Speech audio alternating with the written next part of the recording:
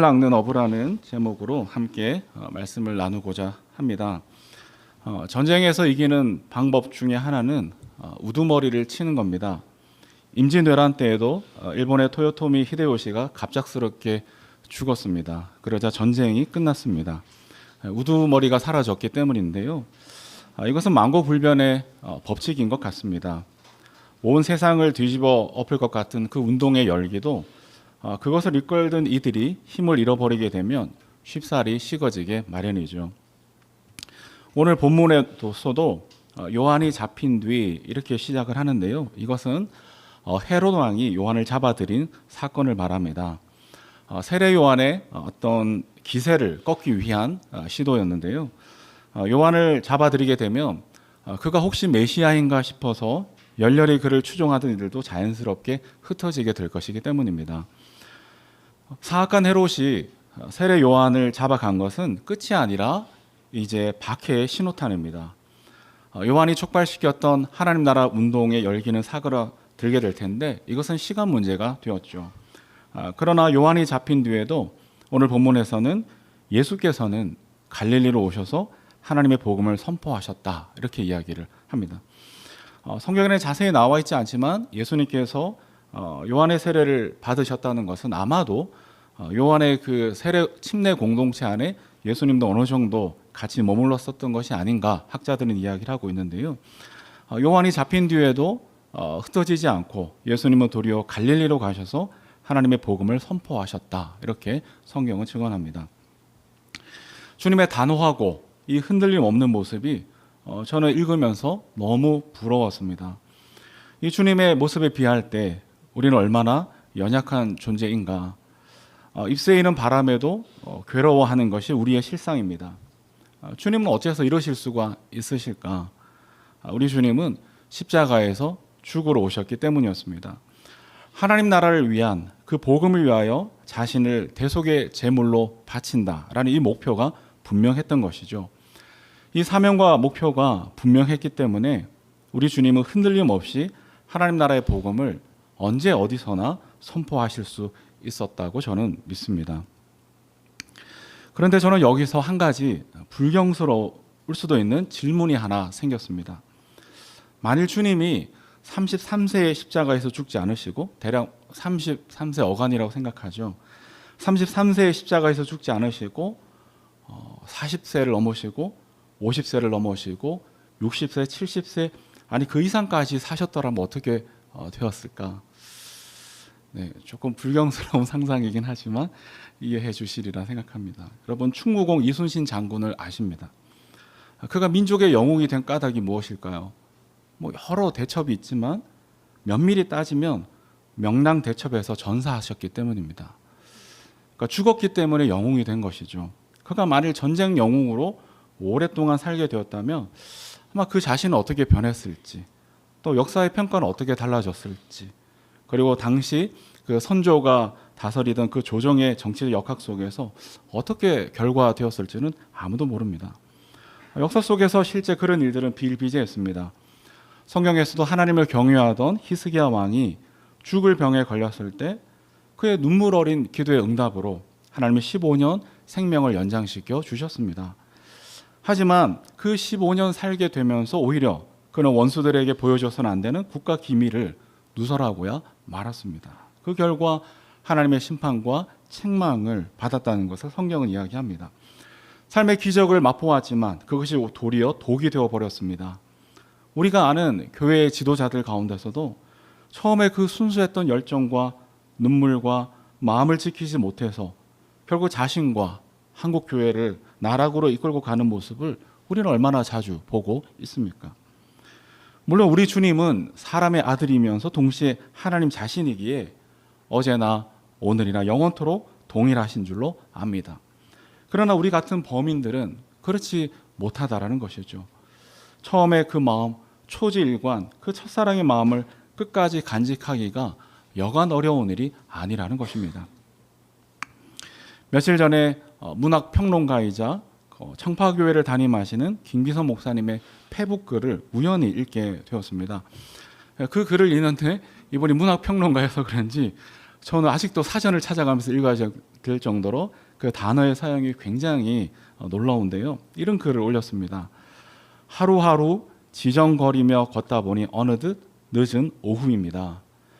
기계는 사라지고 청빈에 대한 고집도 꺾였습니다.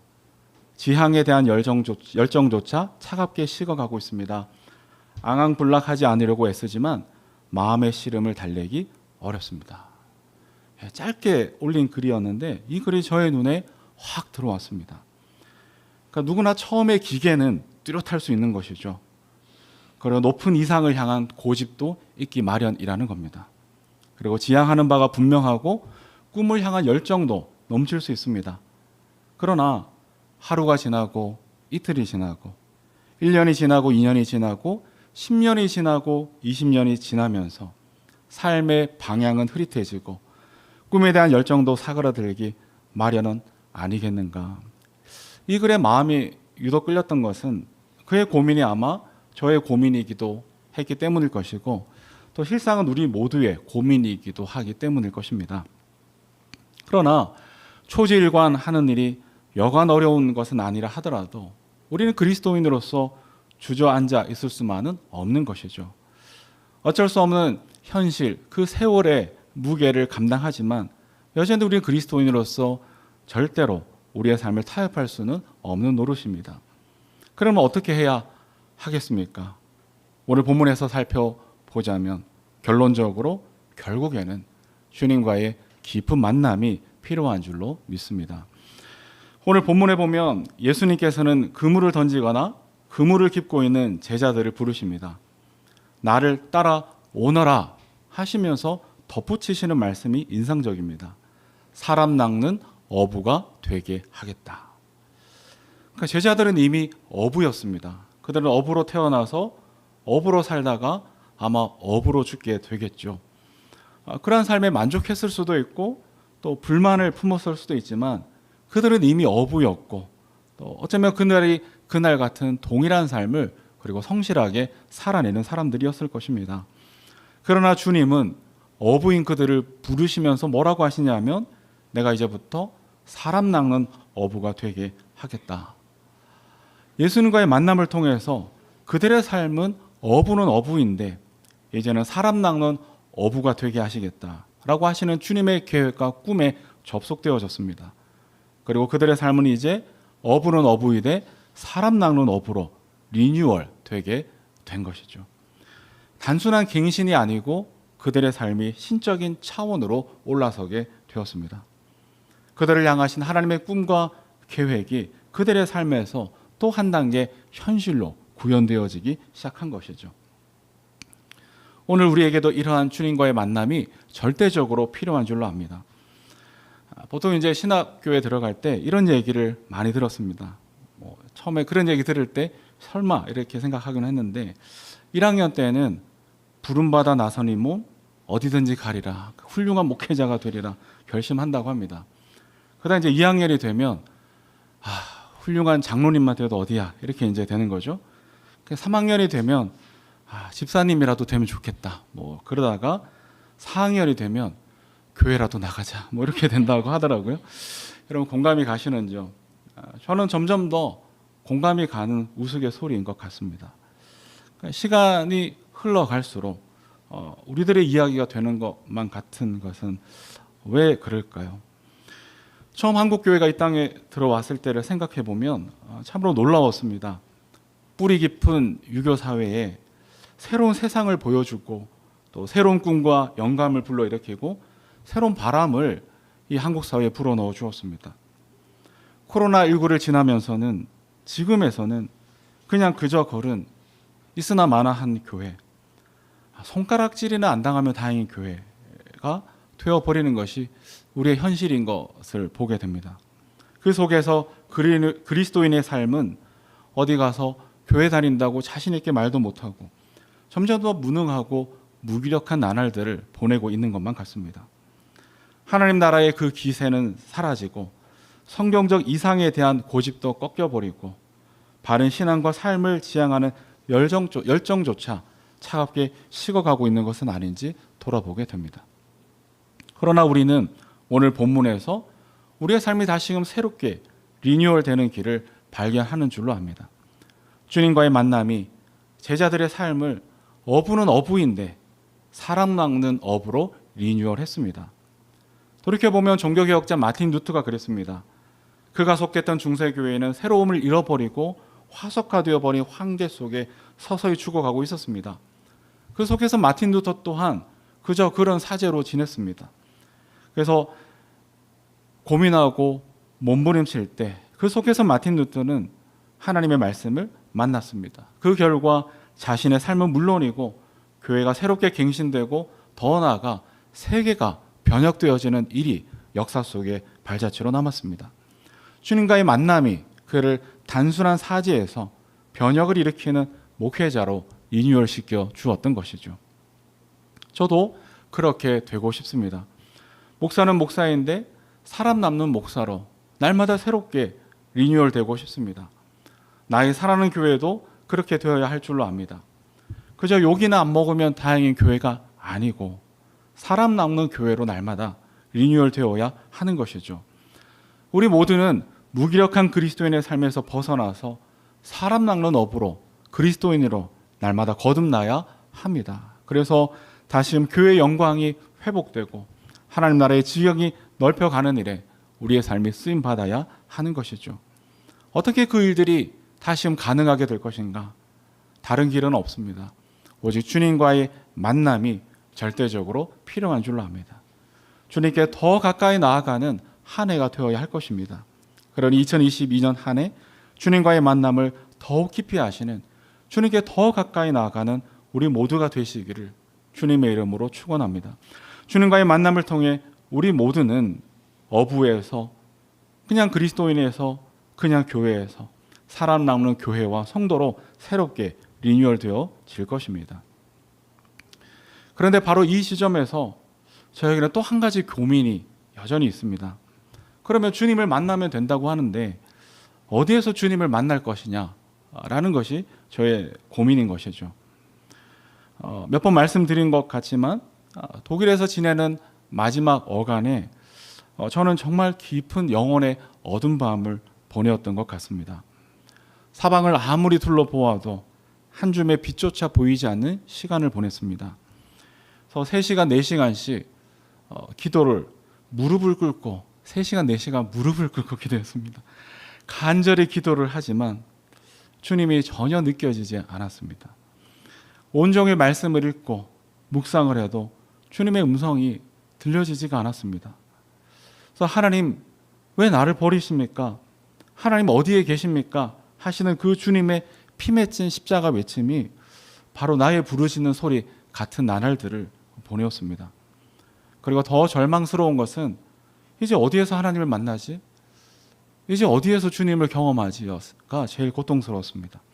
그러니까 제가 배우고 경험했던 바로는 예배와 말씀과 기도 속에서 주님의 음성을 듣는 것이 자연스러운 일이었는데 이제는 주님을 만날 길이 보이지 않더라는 겁니다. 자연스럽게 주님이 나를 떠나셨나? 주님이 나를 버리셨나? 잊으셨나?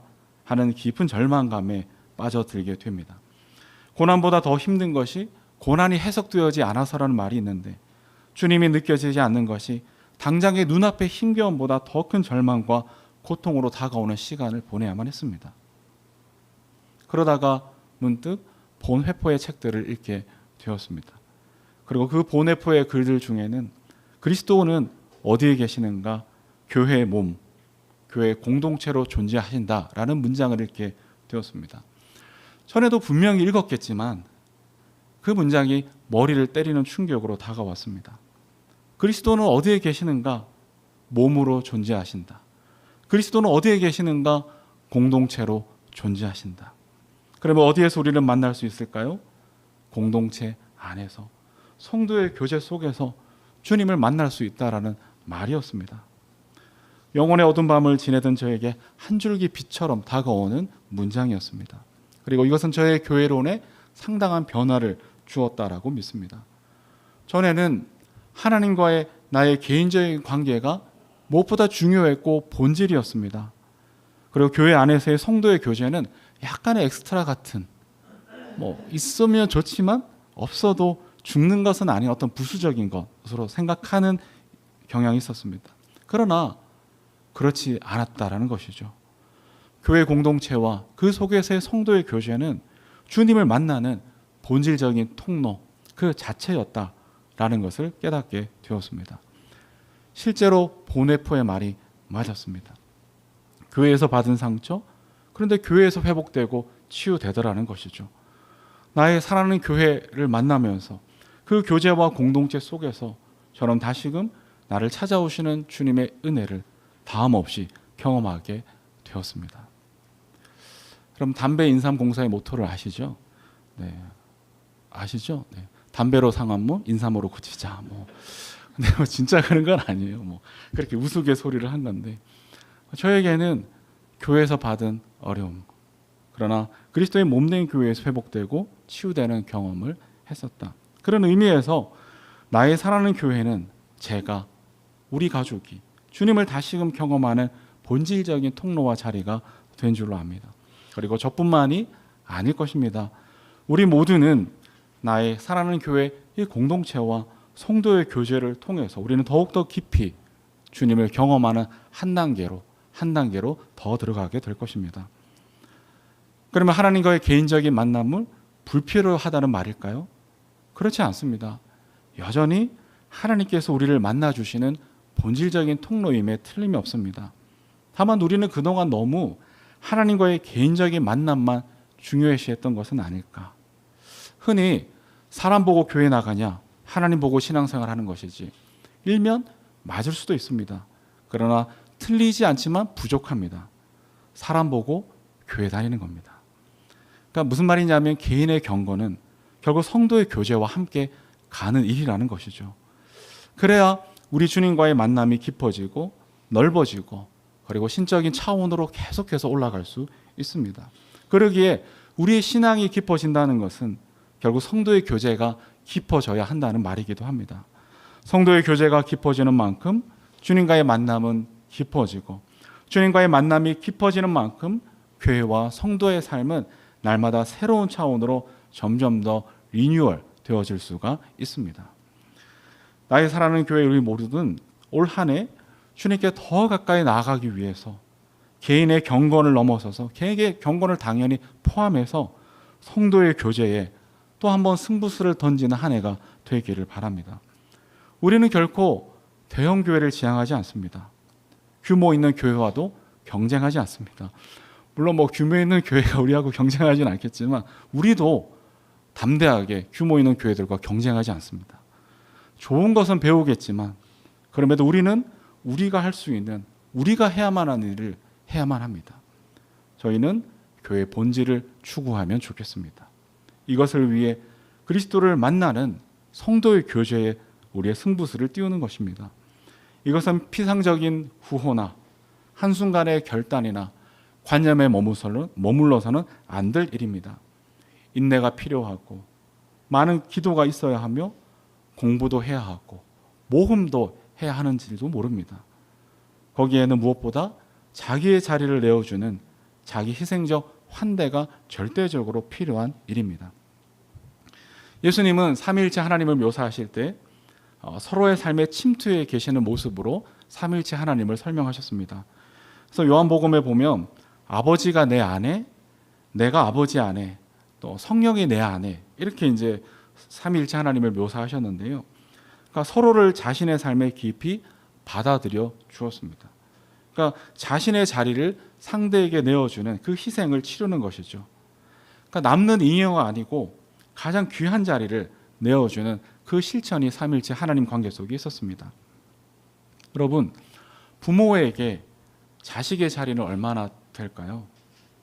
그러니까 우리 집 막내를 한정해 보면 자기 것은 자기 것, 아빠 것도 자기 것, 이렇더라고요. 그러니까 무한한 환대를 요구하고 있습니다. 언제든지 저의 삶의 자리에 훅 들어와서 자기의 것인 양 차지하고 있습니다. 그러니까 저의 삶의 자리에 막내는 엄청난 자리를 차지하고 있는 것이죠. 이 무한한 환대를 요구하고 또 그 환대를 경험하는 것 같습니다. 그러나 억울하지 않습니다. 아깝지도 않습니다. 그 속에서 자녀가 자라게 될 것입니다. 하나님의 삶에서 우리의 자리는 얼마나 될까요? 그러니까 하나님을 인생으로 비교하는 건 어렵지 할 수는 없겠지만, 그래도 우리의 이해로 이제 하나님의 삶이 있다고 할 때 그 하나님의 삶에서 우리의 자리는 얼마나 차지하고 있을까요? 그 자리는 자기 아들의 자리를 우리에게 내어주신 만큼 우리가 차지하고 있습니다. 아들을 아낌없이 내어주신 만큼 하나님의 품 안에 우리의 자리가 있습니다. 그렇게 우리를 환대해 주신 것이죠. 그리고 그 환대와 사랑으로 우리는 하나님의 자녀로 구원받았습니다. 이제 우리도 그 하나님의 자리를 받은 자로서 이 환대를 베풀어 주는 그리스도인이 되어야 되겠다는 것이죠. 아브라함의 조카 롯은 저는 아직도 심정적으로 이해하기가 쉽지 않지만 자신의 소중한 딸의 자리를 내어줌으로 나그네를 환대하고자 했습니다. 그래서 온 가족이 환대함으로 구원을 경험했습니다. 보아스도 그랬습니다. 베들레헴의 유력 인사였던 그가 비천하기 그지없는 이방 여인 롯에게 자신의 곁, 가장 소중한 곁, 그 자리를 내어 주었습니다. 그 결과 그들의 삶 가운데 예수 그리스도가 오시는 은혜를 누렸습니다. 우리도 그래야만 하는 줄로 압니다. 나의 소중한 곁, 나의 귀한 자리를 기꺼이 내어주는 그 환대를 통해서 성도 교제가 깊어지는 한 해가 되면 좋겠습니다. 그렇게 깊어지는 성도의 교제 속에서 우리는 오늘 나에게 찾아오시는 그리스도를 만나게 될 것입니다. 물론 이것은 위험을 감수해야 할 수도 있습니다. 그 당위와 위험 사이에서 그 긴장은 끊임이 없을 것입니다. 그래서 우리는 기도하는 것이죠. 그래서 우리는 홀로 하지 않고 함께 하는 것입니다. 그래서 성령님의 도우심이 어느 때보다도 필요할 것입니다. 하지만 그렇게 그리스도의 만남이 깊어질수록 매일매일 우리의 삶은, 나의 삶은 지루함으로, 화석함으로 신앙의 추억에 머물지 않고 신적인 차원으로 날마다 리뉴얼 되어질 것입니다. 다시금 부를 수 있는 노래와 흔들 수 있는 깃발이 우리의 삶에 회복되어지는 것이죠. 그래서 길을 잃고 헤매는 이 세상 속에서 많은 사람을 옳은 길로 인도하는 교회와 성도의 삶을 기꺼이 살아나게 되는 것입니다. 우리 옆에 분들에게 한번 인사하시면 좋겠습니다. 당신을 통해 주님을 만나기를 소원합니다.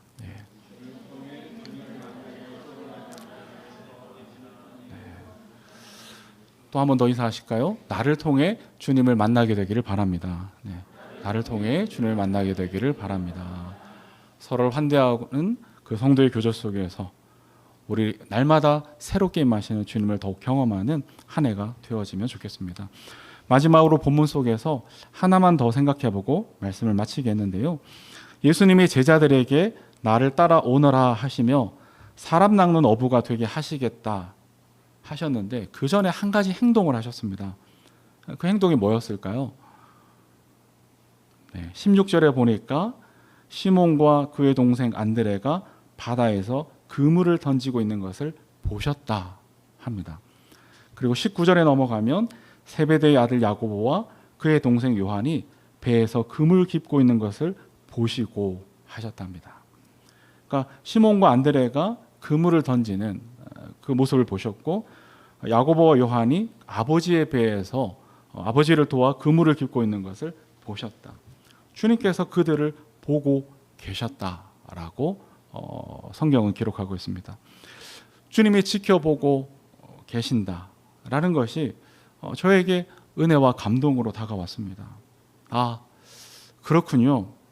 내가 주님을 알기도 전에, 또 때로 주님이 느껴지지 않아도 주님은 여전히 그 자리에서 나의 삶을 지켜보고 계시는군요. 외면하시며 침묵하시는 것이 아니더라는 겁니다.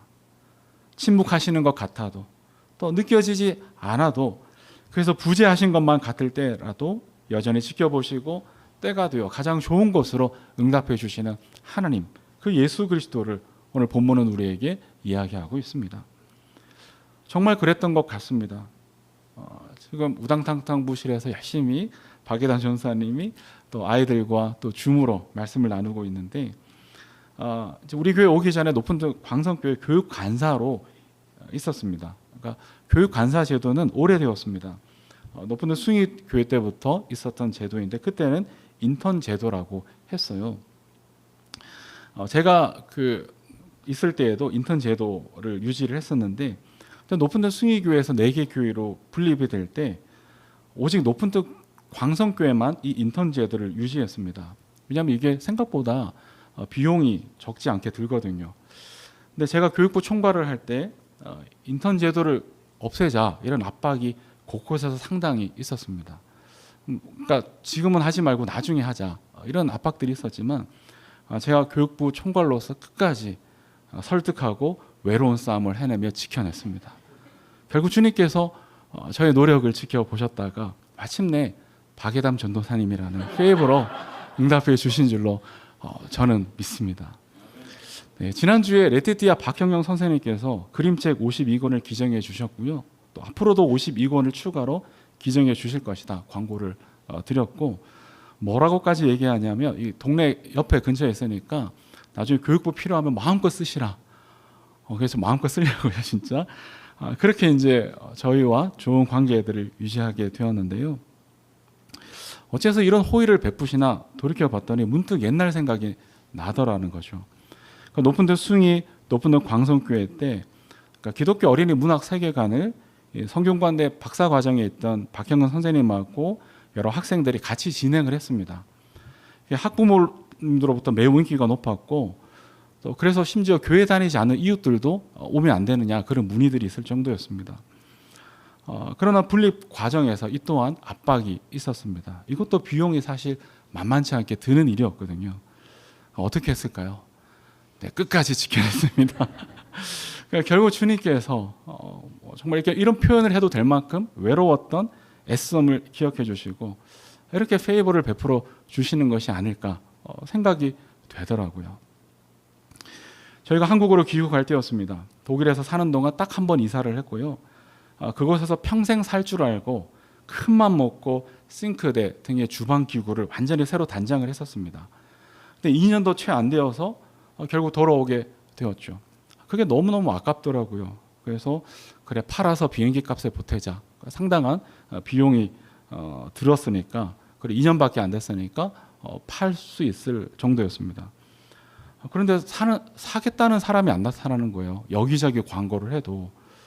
근데 마침 그때 시리아 난민들이 막 들어올 때였습니다. 그리고 어느 교회에서 난민들 가운데 주방기구가 필요한 분들이 있다 이렇게 얘기를 하시는 거예요. 그래서 에라 모르겠다 큰맘 먹고 무상으로 주기로 딱 했습니다. 근데 참 일이 그렇죠. 무상으로 주기로 한 날 누군가 좋은 값을 쳐주겠다라는 연락을 준 거예요. 고민이 되었습니다. 그러니까 주변에서는 당연히 팔아서 비행기값 보태라 이런 얘기들이 있었는데, 그래서 가족 회의를 열었습니다. 저희는 이제 애들이 여차하면 그래 모른 척하고 하려고 그랬더니 애들이 약속한 대로 흘려보내야 된다 이러는 거예요. 정말 솔직히 아까운 마음 없지는 않았지만 선물로 두말 않고 나누어 줬습니다. 그런데요, 한국으로 돌아왔더니 저희 사정을 알게 된 어느 분이 저희가 살게 된 집에 살림살이 등을 정말 정성스럽게 준비해 주셨습니다. 하나님께는 공짜가 없구나. 그러니까 우리의 형편을 아시고 또 그럼에도 우리가 하나님 앞에서 어떤 마음으로 살려고 애썼는지를 눈여겨보아 주셨구나 싶었습니다. 무슨 말이냐 하면요, 우리 주님이 지켜보고 계시더라는 겁니다. 주님이 기억하고 계시더라는 것이죠. 주님이 눈여겨보고 계셨습니다. 그러니 두려워하지 말라라는 것입니다. 죽을 것 같아도 죽지 말라는 것이죠. 또 하루를 살아내라는 겁니다. 힘을 내어 그물을 던지시기 바랍니다. 세배대의 아들들처럼 가족을 혹은 낯선 타인일지라도 도우는 그 현장을 포기하지 말라는 것이죠. 때로 우리의 삶이 우리를 속이는 한이 있더라도 또 사랑하고 사랑하는 힘을 여기에서 얻는 것 같습니다. 어디요? 주님이 지켜보고 계십니다. 우리의 기도를 듣고 계십니다. 그리고 반드시 때가 되어 마침내 풍성하게 응답해 주시는 줄로 압니다. 코로나19를 지나면서 한국교회 희망이 보이지 않는다 이런 소리를 너무 많이 귀에 못이 박히도록 듣고 있습니다. 저도 하루 열불이 납니다. 지난번 말씀드린 대로 오늘의 실명을 얘기하자면 여수 음파교회도 세습을 했는데요. 어떻게 하는지 아세요? 네, 페이퍼 교회를 세웠습니다.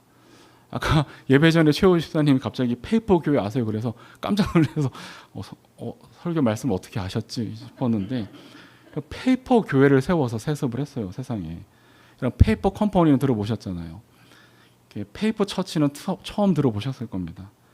그러니까 서류상으로 존재하는 교회를 세워서 자기 아들을 담임으로 세워서 그 교회와 합병하는 방식으로 세습을 진행했습니다. 놀라운 상상력이지 않습니까? 네, 이제 이런 사람들이 총회를 장악하게 되겠죠. 그래서 저는 정말 그 실존적 고민을 하게 됩니다. 앞으로 누가 목회자 되겠다고 하면, 야, 너 집에 돈 많아?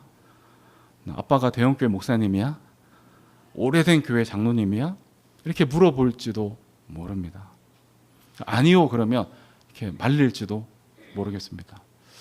앞으로 제대로 신앙생활을 하려면 어쩌면 저는 우리 모두를, 우리의 다음 세대들을 목회자가 없거나 교회가 사라진 환경을 각오하면서 신앙생활을 할 수 있도록 훈련시켜야 되는 것은 아닌가, 그런 실존적 고민도 하게 됩니다. 절망스러운 상황을 하루하루 기가 막히게 직면하고 있다라는 것이죠. 그러나 우리는 주저앉아 있을 수는 없습니다. 이것이 핑계가 되어 뒤돌아설 수는 없는 것이죠. 왜냐하면 우리 주님이 지켜보고 계시기 때문입니다. 느껴지지 않는다고 부재하시는 것이 아니라는 겁니다. 그리스도에 관한 유명한 말이 있습니다. 그리스도는 이 집의 주인이시요 식사 때마다 보이지 않는 손님이시요 모든 대화에 말없이 듣는 이시라. 여러분 믿으십니까? 우리의 애씀을 주님이 보고 계십니다. 우리의 눈물 젖은 땀과 수고를 기억하고 계십니다. 그러니 힘을 내십시오. 용기를 내십시오. 두렵고 떨림으로 다시금 그물을 힘차게 던지시기 바랍니다. 때가 이르러 주님께서 오셔서 마침내 우리의 삶을 리뉴얼해 주실 것입니다. 한국 교회를 새롭게 만들어 주실 것입니다. 그러니 끝까지 인내하고 기도하며 사랑하고 환대하는 가운데 주님을 더욱더 깊이 만나는 우리 모두가 되어지시기를 주님의 이름으로 축원합니다. 아멘. 함께 찬양 드리겠습니다. 현실 앞에서 때로 넘어지고 두려워한 우리에게 주님이 말씀하십니다. 두려워하지 말라. 주님이 보고 계시기 때문입니다. 주님을 믿고 환대하는 가운데 성도의 교제를 이루어가는 가운데 주님과의 만남을 통해 우리의 삶이 이 세계가 리뉴얼 되어지는 은혜가 우리 가운데 있기를 소원하며 함께 찬양 드리겠습니다.